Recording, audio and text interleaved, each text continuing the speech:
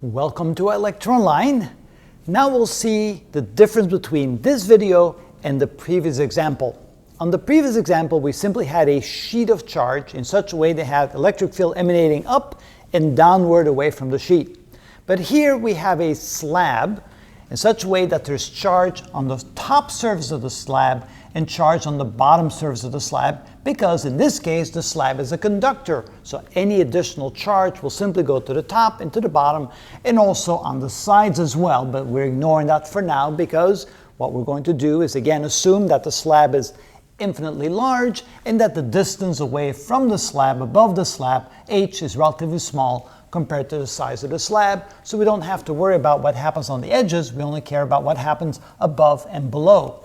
And in this case, since we're trying to find the electric field at a point above the slab, let's say we want to find it right here.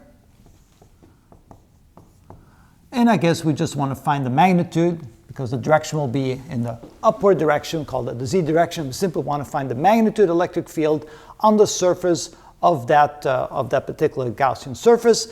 Then we realize we don't care about what happens down here, we only care about what happens up there, because in here, when we draw the Gaussian surface, at the bottom portion of the surface there will be no electric field coming through there, because inside that slab, inside a conductor, there will not be any electric field. So we only really worry about what goes on the top portion of the slab.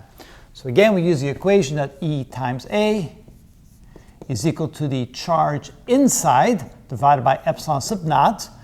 And if we bring this down, we can say that E is equal to Q inside divided by the area of the Gaussian surface times epsilon sub naught.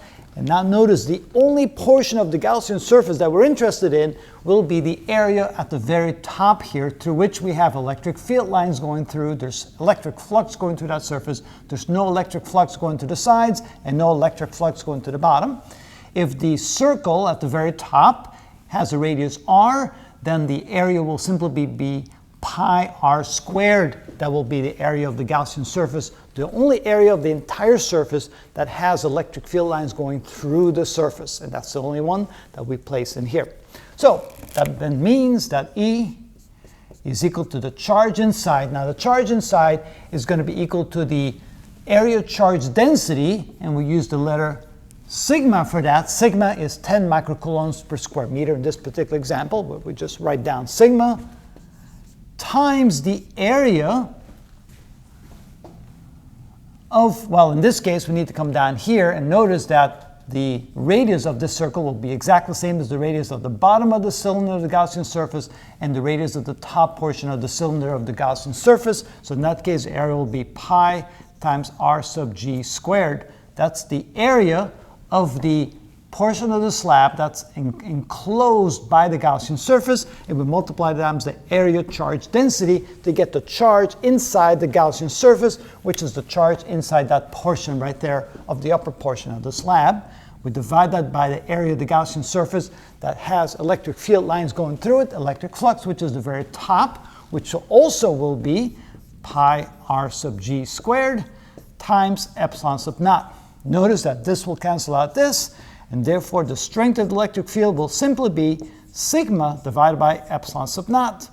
And that will be the case when we have a slab of charge, when the slab is a conductor, versus just a sheet of charge. When it was a sheet of charge, then the answer was sigma over 2 epsilon sub naught, but in this case it's sigma over epsilon sub naught. Again, no dependency on how far away you are from the slab, because the slab is supposedly large relative to the distance away. So no matter what vantage point you have above the slab will look infinite to you. You'll see charge everywhere like a sea of charge, and therefore it doesn't matter how close or how far away you are. The result will be exactly the same. You'll have a constant electric field emanating away from the slab of charge, and this will be the value, and that's how it's done.